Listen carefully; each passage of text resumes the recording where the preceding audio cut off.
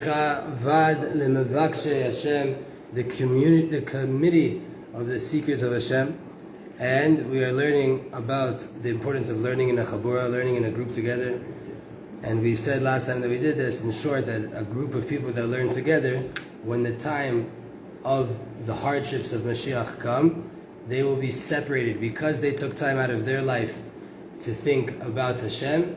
When the time of revelation comes, and HaKadosh Baruch Hu is going to bring down, maybe, God forbid, some dinim into the world, then you will be removed from all of that whole entire parasha. You will be separated and protected just for taking time out of your week, out of your day, to think about HaKadosh Baruch Hu. Choshvei Shemo, the people that contemplate and think about His name. Today we're going to be taking it further. That's like a reason to get you enticed to join a Habura. Here, but what's the goal of the Habura? Right? Hamatara la'atzliach ba'avodat Hashem. What's the goal of a Habura? To be successful in Avodat Hashem. When you start something new, like we are here in this room, you have to establish from the head, what is the goal? What's the point of this thing that I'm trying to do? Simply put, the matara of a Habura should be clear. Retzonenu la'asot retzonecha. Our will is to do your will. Kol ben aliyah choshek lizkot la'amin liftoch b'Hashem yitbarach kerui. Every single ben aliyah, any person that's working on himself, that's trying to be a better person, he is trying to merit to get to emunah, to get to bitachon in Hashem in the proper way, to be successful in learning Torah, to pray properly, and obviously to get over all of his bad traits that he's working on, to become a better person. Specifically when it comes to pride, when it comes to anger, when it comes to lusts. And it's possible, fears, right? It's possible for a person to go in a path that's called sumira. Separate yourself from bad. Meaning you're doing a certain bad thing, set up a fence that you don't have to go to that place. That means to work hard to break your midot. You're trying to work on yourself, you're trying to do a lot of hard work to get into your midot.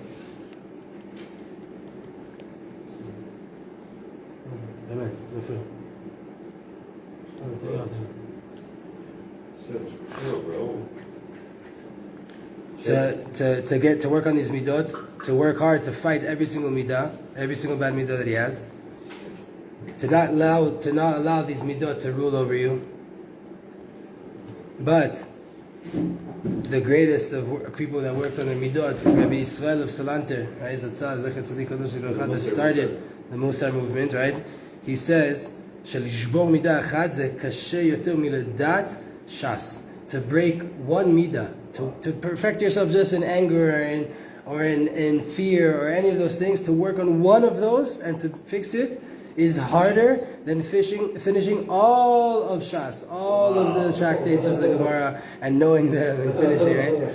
But the Baal Shem Tov of HaKadosh, the Baal Shem Tov, the Holy Baal Shem Tov, he revealed to us a path, a different path, and that's the path of Aseh Tov. What is this? There's a classic verse that we have, Su mira v'aseh tov, go away from evil and do good, right? Chassidically, classically, always, they flip this pasuk.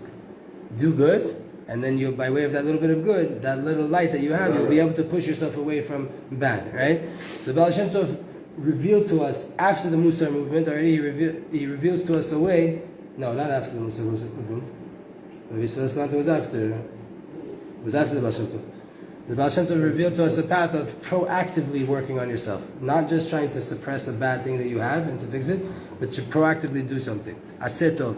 And that is, to serve Hashem in a place of lo yichas ki asur. I'm not going to get angry because it's forbidden. It's bad to get angry. I'm not going to do that. Lo yitge'eh ki ani rima v'tolah. I'm not going to get prideful because I'm just a worm. I'm just some maggot. Right? Rather,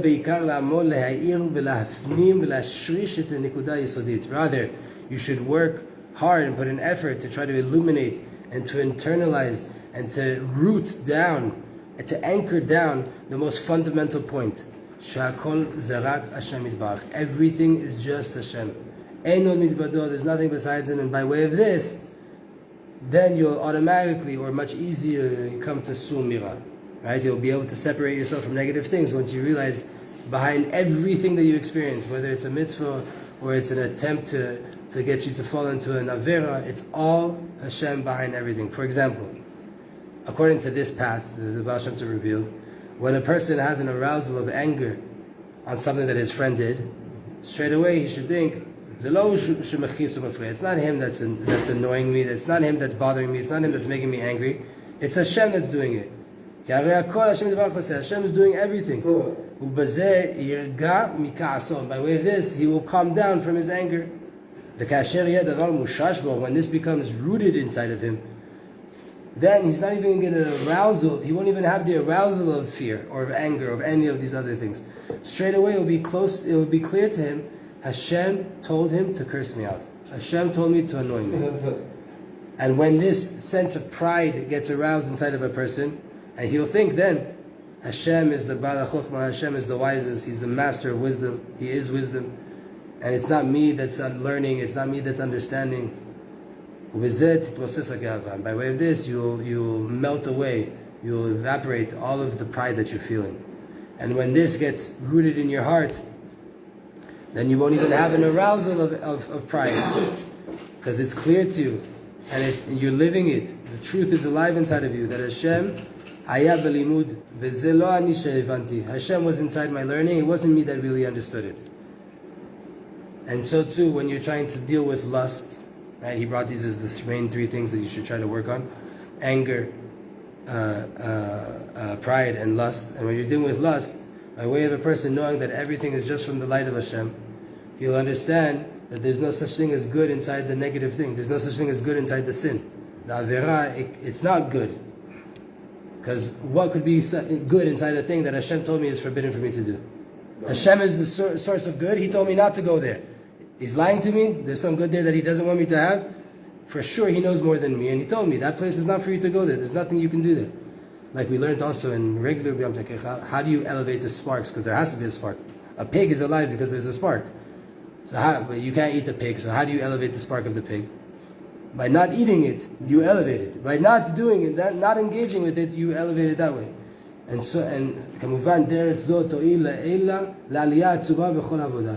This path, right, of understanding what the thing is and realizing that Hashem is behind it, I'm going to do the right thing that Hashem told me to do. Now, I'm not going to try to suppress my negative feelings. I'm going to understand what they are and do the right thing. I'm going to actively choose the right path. This will help you to have a huge ascension in your service of Hashem, because by way of recognizing the reality of Hashem, you'll merit much easier with the help of Hashem to cling to Hashem, to His Torah, to His Tefillah, and to all the good actions that Hashem asked for you to do. In summary, what did we say? There's a path. Again, we're not negating the Sumira path, right? If you need to do a Sumira, you have to do a Sumira. There's just two ways to do this work of working on something. There's the suppressing it, and there's the actively doing the right thing, finding light instead of just fighting darkness. Right? Fight to spread light or fight to suppress darkness. What do you want to do? It's easier to light a little bit of light and add more and more and more light, and the light doesn't even diminish when you pass it to another thing, right? So the way of aseh tov, of doing good, is by way of recognizing the yichud of Hashem, the oneness of Hashem, the unity of Hashem, and this understanding and this clarity that Hashem is the master of all wisdom. Hashem is what's doing everything that's happening to my life. Hashem is the life. Hashem is what's bringing me existence. There's nothing besides Him. By way of this light, a person will be able to overcome and be successful against all of the trials and the tribulations he's going through. And not only that, that when he merits to really acquire this completely inside of him, you will flip everything to good. You will become good. You will flip every situation to good. And you're not even going to have an arousal of tests. You're not even going to feel the need to get angry. You're not even going to feel anger at all. You're just going to look at the situation and laugh at it. And you say, thank you, Hashem. Right? And all of your spiritual work here, he finishes off with, will come much easier to you. So B'ezrat Hashem, that was the part on learning together in the Habura. And L'chaim, L'chaim. And now B'ezrat Hashem, we're going to go to Se'udata Da'atika Kadisha. The meal of the holy Atika, whatever that means. The holy ancient one. Huh? Wait, the ancient one. No, not Chakal Tapuchin Kadishin. This is the meal that we have on Atika Shabbat? Kadisha, the Shabbat meal of the day. This is the meal of the day. The day meal. We've been learning in the morning for Shabbat morning for a few. Huh? Isn't Atika ancient? Yeah. The meal of the ancient? the holy ancient meal. But it's not that simple that's what it means, Atika. All right. So, what is the importance of this Shabbat day meal? סעודת שחרית היא גבוהה יותר מסעודת הלילה. The Suda of Shacharit is higher. The meal of Shacharit is higher than the nighttime meal, and the light that's inside of it is brought down from the place of Keter. She'elav olim be'et Rava de Ravin. We go to a place of Keter at the time of Rava de Ravin, the desire of desires, the will of wills, from Mincha onwards. Even though we haven't still ascended to this place of Keter, because we're not at Mincha yet, we just finished Musaf. Already from now, we are nursing from the illumination that will come, and we merit to try to eat with a level of Kedusha and Dveikut in a godly sense. Therefore, eating is with your mouth, and the mouth is placed in the head, because you need a brain in order to eat inside a meal. Meaning, you need a rosh v'machshava le'echol karui. You need the head and the thought to eat properly, and to not fall to the externalities of the food, to not get caught up by the external aspects of the food. Do you mind getting the door in a little bit, just with that thing? Thank you, Professor. And whoever merits can feel inside this meal the light of Keter that starts to illuminate by way of this meal during this meal, and you can get to a level where you're eating on such a high level of dveikut of a revelation of Hashem inside every facet of your life. Because what's the difference between the light of Chokhmah that illuminates in the morning and the light of Keter that's illuminated from Mincha onwards, or from this meal onwards? It is that Be'or Chokhmah, in the light of Chokhmah, you see only the reality of Hashem Yitbarach. All you see is Hashem. And there's nothing besides Hashem that can grasp or that can hold any kind of reality. But with the light of Keter, then us as the creations, these worlds, the angels, the human beings, animals, everything, they do have some kind of place. Keter is higher than Chokhmah, but there you're able to look how, yes, everything's Hashem, but Hashem created a reality where there's creatures. And those creatures, their whole entire reality is the light of Hashem. They don't exist without Him. It's not that they exist and they're separate from Hashem. They exist, but they're completely unified with Hashem.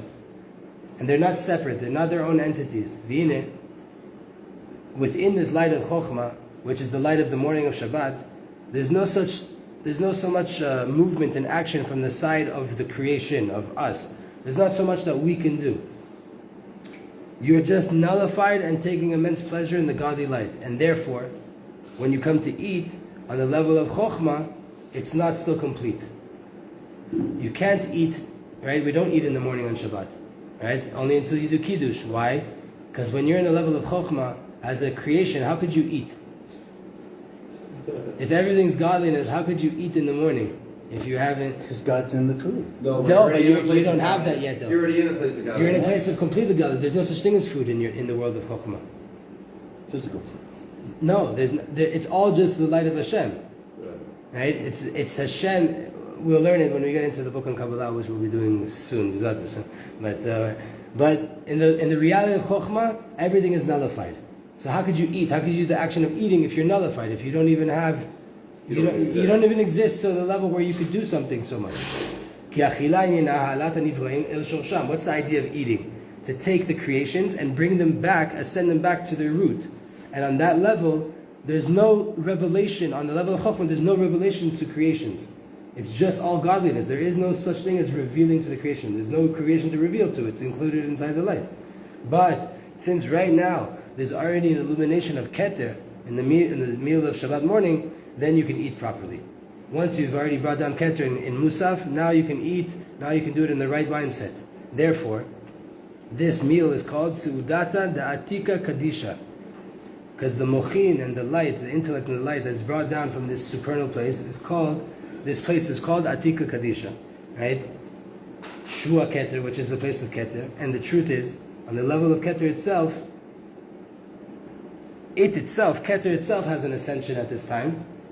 And it goes to a much higher place that is more complete, very, very complete. Shalem me'od. Makom shebo yesh yechdav et bet b'chinot ha'yikariyot ba'avodat Hashem. Keter ascends to a place where it includes inside of it the two most important aspects of your service of Hashem. The aspect of bitul on one side, of I'm nothing, it's all Hashem on one side, right? There's nothing besides Hashem. And the aspect of the hard work and the effort and the yearning on the other side, chokhmah and bina, right? They're both parts of the mind, of the intellect, and on top of them sits keter. They both ascend into this place where the fact that I have to do this mitzvah and everything's Hashem, and the other side of I have to do it with all my effort and to do it right, and it doesn't matter what I put into it. But the outcome doesn't matter because it's all Hashem. It's a balance of these two paradoxes that on one side I'm completely nullified, on the other side I have to yearn and want more, and I'm distanced from Hashem, and I need to connect, and I need to work on connecting. And from there we have a shefa that comes down to us of this meal, and it infuses inside of it the core of what it means to be nullified as it's revealed on the light of the day of Shabbat. To know that there is nothing besides Hashem, and from that ability of knowing that there's nothing besides Hashem, we go inside this true tranquility, this complete emunah, shalom, shalva, emunah, completion, tranquility, a rested mind. And then there's also the illumination of the other side, that I was created by Hashem. He gave me 613 mitzvot to do. I have to work hard. I have to yearn. I'm far from Him. I need to connect. I'm a creation. He's the creator. I want to be concluded back in His light. Because by the way of the light of Keter, it's revealed that the avodat, boreh, avodat hanivra, the work that I have to do as a human being, as a Jew in this world, and my reality as a person in this world, I'm not separate from Hashem. I don't exist without Him. It's not that He created me and then He pressed, hey, go have a fun day, and here's 613 things I expect you to do. Right? No. I am another vessel to reveal His light in the highest way possible, to reveal the most godliness, energy possible in the world. It has to happen by way of me. Because all that I'm doing is from the power of Hashem. It's from His power that He gave me. And by way of this, when I'm tapped into the knowledge that He's the one that's acting through me, then I reveal Him on the highest way.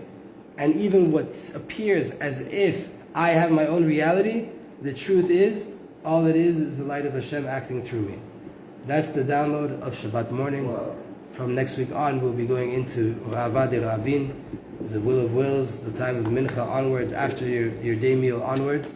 What does it mean in that? What is the light of Keter? What is Ratzon? What is Sudash Lishit? All of these things. What is Mincha? Bezat Hashem Yitbarach. In the Chukei Moharan,